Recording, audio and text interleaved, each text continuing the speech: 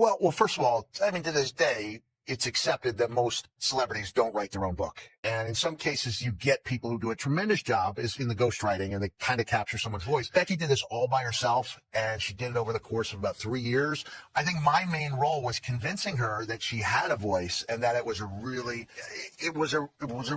comforting one. Yeah. So it's her speaking. And so I go back to her, I said, I do better with a manuscript than I do on a computer. So she sent me the big manuscript and I'd be there and I'd be flipping the pages and I'd be taking all the notes. And so I guess about 4 or 5 months ago, we had, I think, an 8-hour conversation where I was just taking her through page by page, just with little suggestions. And she doesn't have to take them, but, sometimes I think it's really helpful to have those eyes. There's always what I had was called pre-readers. I had about 5 people whose opinions I trusted.